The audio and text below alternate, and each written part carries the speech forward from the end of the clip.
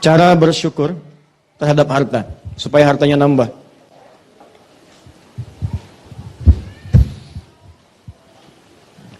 Itu saya tinggal 10 menit lagi. 1 Quran surah ke-9 ayat 103. Tahan. Sebaik-baik. Khudh min amwalihim sadaqah. Ambillah dari sebagian harta mereka sedekah untuk satu perbuatan baik. Jadi ingat baik-baik, sedekah itu dalam bahasa Al-Quran itu menunjuk semua perbuatan baik, semua yang baik. Di fiqih disebut kullu ma'rufin sedekah, semua yang baik-baik disebut dengan sedekah. Zakat disebut sedekah, infak sedekah, salat sedekah. Jadi semua yang baik-baik. That's it. Jadi jangan dipersempit pemaknaannya sedekah itu hanya dengan uang dimasukin kotak, tidak. Semua yang baik-baik disebut apa? Ya, nanti saya turunkan. Nah, di sini Allah katakan, lihat sini. Kata Allah, ambil dari sebagian harta itu untuk sedekah. Untuk mengerjakan nilai kebaikan. Sedekah juga ada yang mengartikan ini turunan dari kata sedekah. Pernah dengar kata-kata ini? Shadaqallahul azim. Itu kalimat pengakuan bahwa semua dari Allah itu benar. Pengakuan iman. Nah, maka kenapa disebut dengan sedekah? Karena amalan ini bentuk pengakuan kita terhadap kebenaran Allah. Di Allah menurunkan satu kalimat, hei, kata Allah, zakat. Kemudian kita kerjakan. Kenapa zakatnya kemudian saat dikerjakan disebut dengan sedekah? Seakan-akan kita mengakui bahwa apa yang Allah perintahkan itu benar. Dan apa yang Allah janjikan pasti benar. Paham sampai sini? Contoh, saya ulang. Karena saya lihat ada sebagian wajahnya yang wajah minta tolong. Ustaz, tolong jelaskan lagi.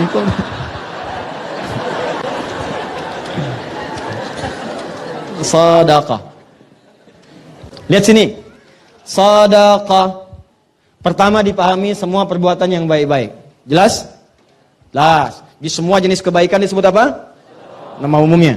Yang kedua, sedekah itu ada yang mengatakan berasal dari kata as-sidqu. Sudah? Apa itu as-sidqu? Sesuatu yang menunjukkan pengakuan atau pembuktian atas kebenaran perintah dan janji Allah. Perintah dan janji Allah.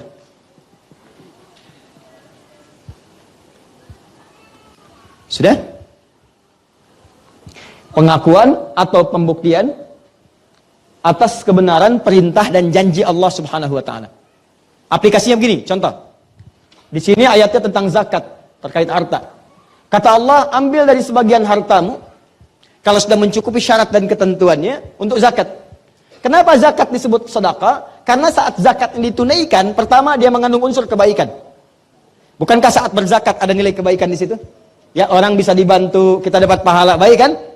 Yang kedua, dengan kita menunaikan zakat ini berarti kita mengakui bahwa perintah Allah ini benar.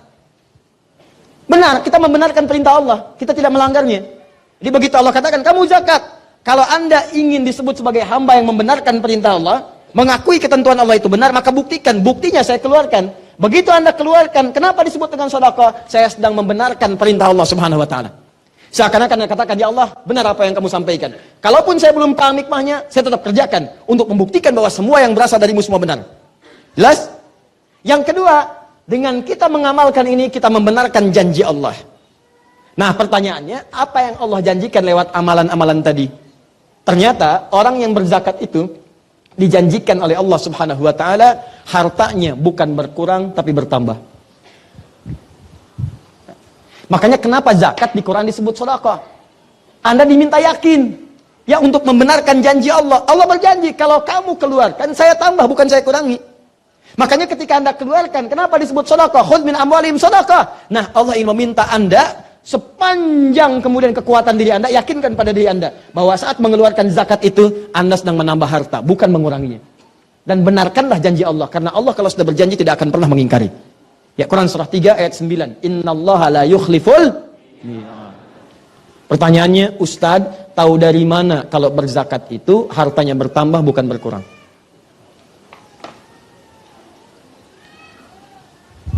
Tulis pakai bahasa Arabnya, az-zakat. Sudah? Ustadz, tahu dari mana kalau saya berzakat itu bisa nambah bukan berkurang. Pertama, dari namanya, zakat. Zakat itu punya dua arti. Satu, at-taharah. Dua, an-numu.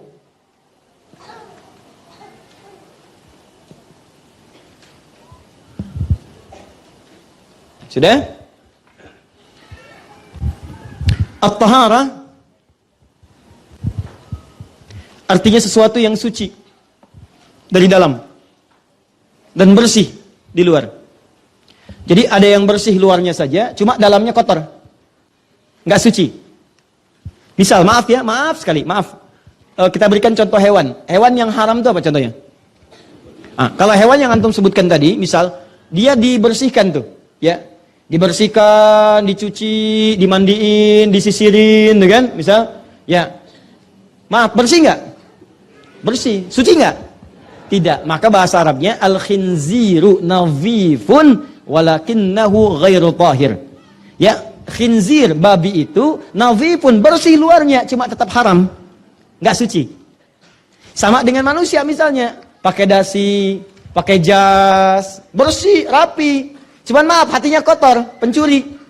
Ya, pakai dasi, pakai jas, datang ke masjid. Orang takbir pertama dia mundur, tas orang diambil.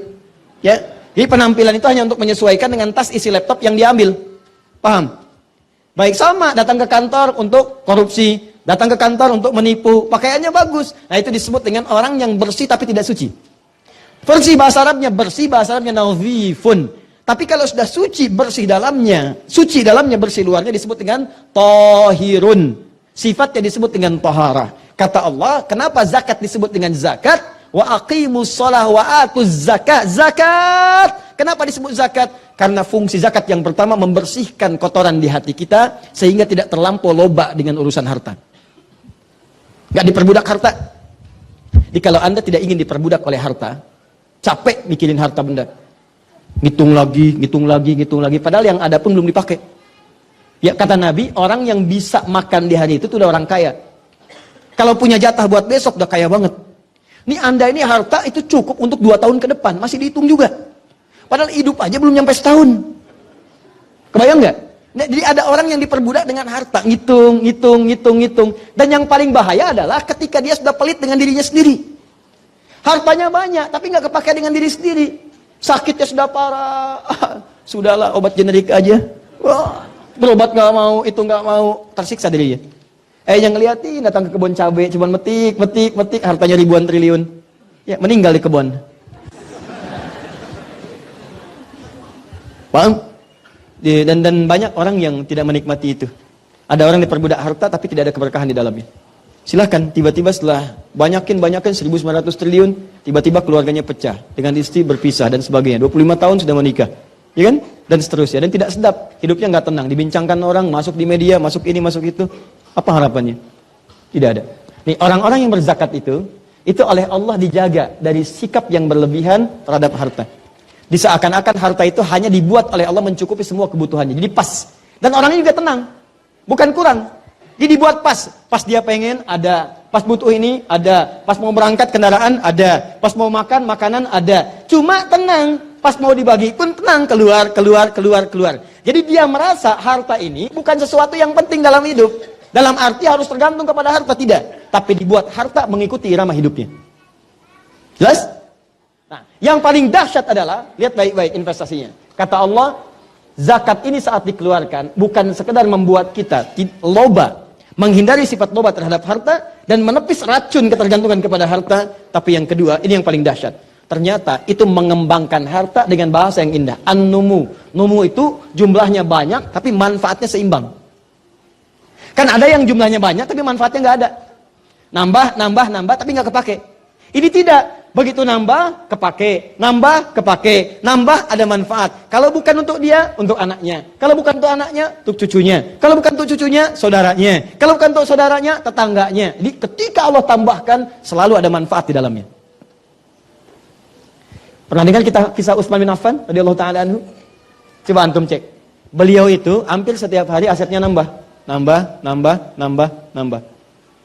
Tapi kebahagiaannya itu selalu ketika beliau bisa mengeluarkan bagian dari zakatnya, bisa sholat malam tahajud sampai dengan khatam Al-Quran, dan biasa membaca Al-Quran, yang paling dahsyat setiap nambah aset selalu ada manfaatnya.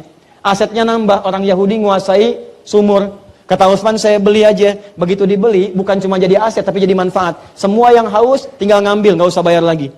Kebunnya diambil lagi oleh Utsman, saya beli lagi kebunnya. Semua yang pengen kurma, ngambil aja sekarang, ngambil, nggak usah bayar. Yang lapar ambil, yang haus tinggal minum. Miliknya tetap milik Utsman. Dan ini kan terus bergerak kan nilainya. Setiap masa berganti, ini nilainya terus bergerak. Sampai sekarang asetnya masih ada. Dijadikan apa? Disiapkan untuk penginapan. Semua hasilnya disimpan di Bank Saudi, disedekahkan atas nama Utsman bin Affan radhiyallahu ta'ala anhu. Sampai sekarang. Orangnya sudah nggak ada 15 abad tapi asetnya masih ada dan manfaatnya terasa. Dari mana ini semua? Ini salah satunya kebiasaan Utsman untuk berzakat. Setiap orang yang berzakat, maka harta yang dikeluarkan itu dilipat gandakan paling minimal 10 kali lipat dari sebelumnya. Paling minimal 10 kali. Ini lihat sini, fokus ya. Rumusnya Quran surah 6 ayat 160. Saya ulang, rumusnya Quran surah 6 ayat 160. Sebentar, ini waktu saya sudah habis. Boleh nggak saya minta 5 menit lagi aja? Alhamdulillah. Ya nggak apa-apa, nggak apa-apa. Kalau Anda pengen sampai zuhur silahkan. Saya jam 10 kurang seperempat pulang. Lihat sini. Tahan.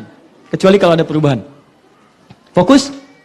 Setiap yang mengerjakan kebaikan sudah dilakukan karena Allah, maka perbuatan itu berubah jadi amal soleh.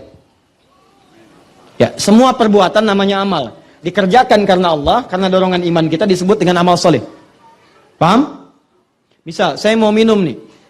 Bukan sekedar minum itu perbuatan. Saya niatkan karena Allah, saya sebut namanya. Bismillahirrahmanirrahim. Paling minimal bismillah. Ya, kalau mau lebih jelas saya contohkan, misal. Bismillah. Alhamdulillah. Jelas? Nah, saya tutup lagi. Nah, ketika saya ucapkan Bismillahirrahmanirrahim, lakukan karena Allah, maka perbuatan ini langsung berubah namanya menjadi amal soleh. Nah, saat jadi amal soleh ini, dia punya nilai. Nilainya disebut dengan hasanah namanya. Jelas? Hasanah. Hasanah ini kalau sudah punya nilai, maka oleh Allah kemudian, dia punya poin. Poinnya 10. Setiap hasanah punya 10 poinnya. Rumusnya di mana usah diketahuinya? Di Quran surah ke-6 ayat 160. Man jaa'a bil hasanati falahu asyru amthaliha. Siapa yang mengerjakan satu kebaikan punya nilai hasanah, maka dia dapat poin 10 kebaikan. 10 kali lipat dari sebelumnya. Ya, asyru amthaliha itu, asyru amthal itu 10 kali lipat, 10 kali dari yang semisalnya. Nah, sekarang ada orang mengerjakan kebaikan. Dia keluarkan dari sebagian hartanya untuk zakat. Zakat, maka zakat jadi amal soleh. Jelas ya? Ketika zakat jadi amal soleh, maka dia punya nilai namanya hasanah. Ketika dia jadi hasanah, maka Allah berjanji setiap perbuatan hasanah dilipat gandakan 10 kebaikan. Ingat, semua yang jadi hasanah dilipat gandakan. Kalau Anda sholat, Anda jadi hasanah. Baik ya, sholat jadi hasanah, sedekah jadi hasanah, zakat jadi hasanah. Punya nilai minimal 10. Ustadz tahu dari mana kalau sholat jadi hasanah? Buka Quran surah 11 ayat 114. Kata Allah, aqimis sholata tarafain nahar wa zulafan minal lail innal hasanati yudhibnas sayyi'at. Sholat menghasilkan hasanah, zakat menghasilkan hasanah. Di ketika Anda keluarkan zakat sekali, poinnya 10. Apa itu poin 10 yang dimaksudkan? Bukan cuma poin pahala akhirat, tapi melipat gandakan 10 kali lipat dari apa yang dikeluarkan. Misal, Anda zakatnya 5 juta. 5 juta. Maka ini punya poin di sisi Allah, kalikan 10 kali lipat, jadi poin pahala akhirat. Bonusnya di dunia dikembalikan lagi oleh Allah 10 kali lipat dari apa yang dikeluarkan. Kalau Anda keluarkan 5 juta, berarti Anda dapat berapa? 50 juta. Ini yang kembali kepada Anda. Jadi sebetulnya kalau orang paham tentang konsep zakat, dia nggak akan pernah menunda. Yang ada, dia bercita-cita untuk berzakat. Karena zakat itu lebih daripada sekedar nabung dan kontan. Jadi begitu Anda keluarkan 5 juta, balik 50 juta. Jadi kalau orang paham, kalau berzakat itu mengembalikan harta 10 kali lipat, misalnya paling minimal, demi Allah saya katakan, gak akan ada orang nunda zakat. Dan gak akan pernah orang salah menyimpulkan kalau zakat itu kehilangan harta. Tidak. Kata Allah bukan hilang, malah nambah. Anda keluarkan, saya tambah. Selesai. Dan ini bentuk syukur. Begitu Anda syukur, ditambah. Kan tadi ayatnya. La in syakartum la azidannakum. Syukur anggota tubuh gunakan pada yang baik. Syukurnya harta pakai sesuai ketentuan Allah. Apa diantaranya? Kata Allah zakat, zakat. Begitu Anda zakat, ditambahlah azidannakum. Berapa nambahnya? Paling minimal 10 kali lipat. Jadi kalau Anda keluar 5 juta, balik berapa? 50 juta. Tapi cara memahaminya, awas, mesti baik. Bukan berarti langsung diterima kontan 50 juta. Ada yang bentuknya begitu, balik 50 juta. Lewat apa? Lewat proyek, tiba-tiba dapat proyek 50 juta nilainya. Nggak percaya silahkanlah. Anda keluarkan aja 5 juta misalnya, atau 500 ribu, atau 5.000 rupiah. Nanti Anda akan lihat, Anda akan mendapatkan sesuatu nilainya 10 kali lipat daripada itu. Tiba-tiba pulang dari sini keluar, terus pilih-pilih misalnya baju, pakaian di luar. Udah Jeng, nggak usah beli, saya aja yang ngasih. Itu nilainya 50 ribu. Padahal Anda masukin kotak infak cuma 5 ribu. Ya, atau Anda keluarkan zakat itu cuma 5 ribu. Begitu keluar dapat 50 ribu. Ada yang traktir makanan, ada yang dijaga oleh Allah supaya nggak sakit. Yang kalau dia sakit biayanya bisa 50 juta. Ada. Tapi yang harus Anda yakini adalah, begitu Anda keluarkan zakat, Anda mendapatkan investasi 10 kali lipat dari sebelumnya. Ini harus Anda pahami. Ya, ada real langsung diberikan. Kalau itu memang Anda butuhkan, bentuknya langsung berupa harta Anda terima. Ada lagi yang kedua, bentuknya aktiva. Ya Anda simpan untuk memberikan kemaslahatan bagi Anda. Nilainya 10 kali lipat dari yang tadi. Ya, tidak sehat, tidak terkena utang, proyeknya lancar, ya, tidak terganggu macam-macam, nilainya 10 kali lipat dari yang tadi. Kalau mau iseng-iseng, silahkan aja, keluarkan oleh Anda, begitu Anda zakat, Anda lihat-lihat, setelah zakat, perhatikan langkah hidup Anda akan temukan, Anda akan mendapatkan sesuatu yang kalau Anda hitung, paling minimal 10 kali lipat dari sebelumnya. Gak percaya silahkan. Ya, cuman gak ada kerjaan aja.